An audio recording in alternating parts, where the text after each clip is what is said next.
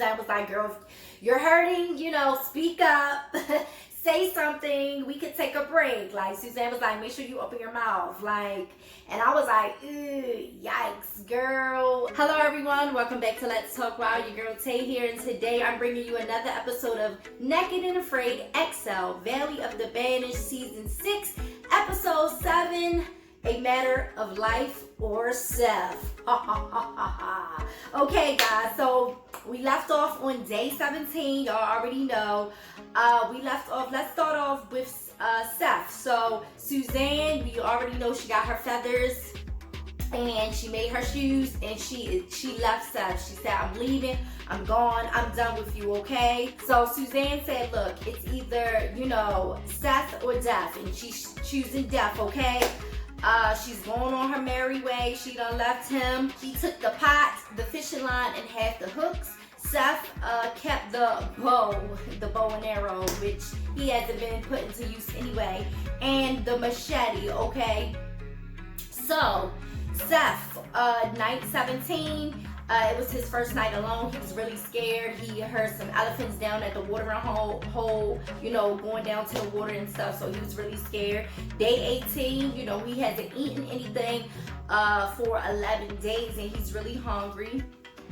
He's doing everything on his own now. Now he knows how Suzanne feels. That's not what he said, but that's what the fans were saying. Like, look, now you know how Suzanne was feeling when she was practically doing everything by herself. So yeah, that if you would have just did more than what you were doing and listened to her, maybe she would have still been there to help you out. But sucks for you, sir.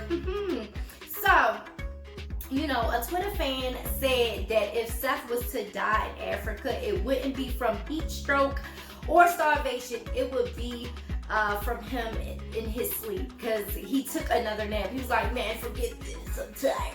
Took a nap. He was just like done with doing the camp chores and took a nap. Whatever.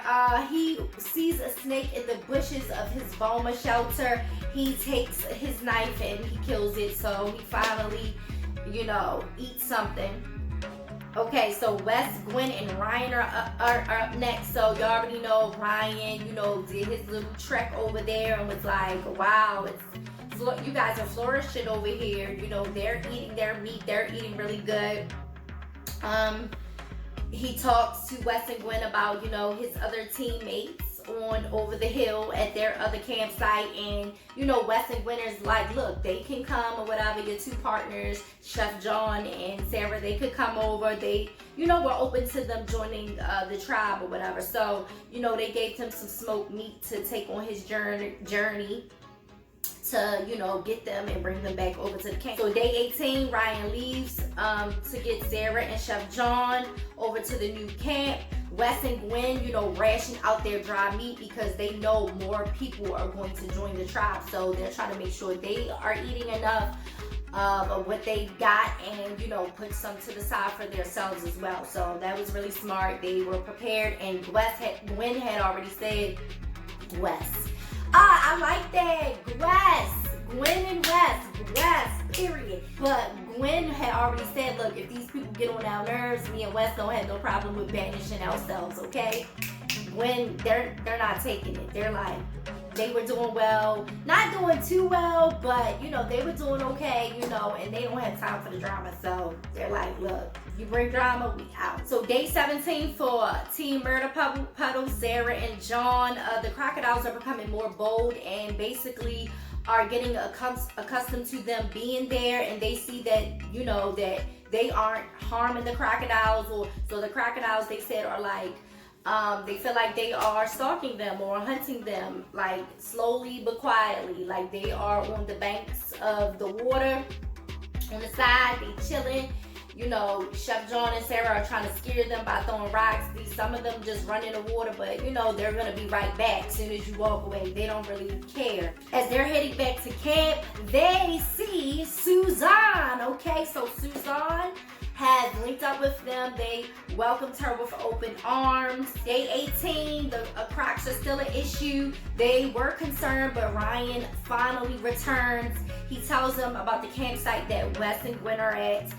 The trip, he says, will take a half a day or a little bit more. And you know, Ryan hopes they are okay with the one extra person, Suzanne, okay, joining their tribe. Okay. Okay, so Sarah, John, Suzanne, and Ryan, okay, they have linked up. Day 19, they prepare for their journey to the new campsite. They finally leave the murder puddle, okay? The girls were having trouble with their feet 2 hours into the trek. And you know, the ground is really hot, and Ryan was getting a little annoyed. He was like, this is why we should have been, you know, speeding it up, hurrying it up, because it's gonna get hotter out here. So they had to stop and rest. You know, Sarah's like, oh my gosh, I don't want to be a burden and all this and all that. But, you know, her feet was messed up. And, you know, but Suzanne was really showing her a lot of support. They were supporting each other, so I really did like that. Suzanne was like, girls, you're hurting, you know, speak up. Say something, we could take a break. Like, Suzanne was like, make sure you open your mouth. Like, and I was like, ew, yikes, girl. Wes and Gwen are not, they're not gonna like all of these people. It's too much. It's too much. They're gonna clash with Suzanne. And yeah, that's what it is. I really think that's gonna happen. And on the preview, Wes banished somebody. So we're gonna see, honey. We're gonna see. Next up, last but not least, y'all fave, Bullet. Day 17, he finds an animal carcass that he wants to use for bushcrafts. He already has the bone thrown, of course. He's going to soak the carcass hide in water to see if he can use it for something. However, he's still concerned about the water source going down. Day 18, he checks his hide, and he sees that the water has gone down even more. So he's still concerned. And he will possibly leave to find a better water source. He finds a rock monitor lizard near a tree, and he spears it, and you know, that was his food. He went to make some lizard jerky, so yeah. He's going to use the monitor skin for his shoes, and he's using fishing line for string for his shoes. And day 19, Bullet leaves his campsite in search of a new, better water source. He sees smoke from a fire, so he heads towards it, and Lord and behold, it was Seth. So Bullet and Seth link up next week.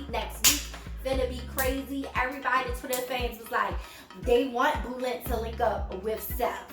Like, they want the drama. You know, they want the drama. So they're gonna clash.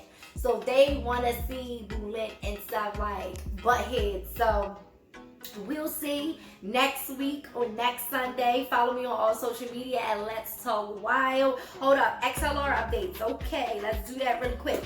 Bullet, his score dropped from 6.1 to a 5.8 because he had to leave, go on his journey. You know, he missed water. He's losing water and all that. We got Seth solo score at 5.1. We have Wes and Gwen. They have food, but they know it's more people showing up, so they remain at a 6.2. And we have Ryan, John, Sarah, and Suzanne, who XLR drops from raises to a 6.2 to a 6.4. So follow me on social media at Let's Talk Wild. I'll throw up my Cash App if you would like to donate, and I will throw up my personal blog if you would like to get to know me a little bit more personally. And I'll talk to you guys next time. Bye.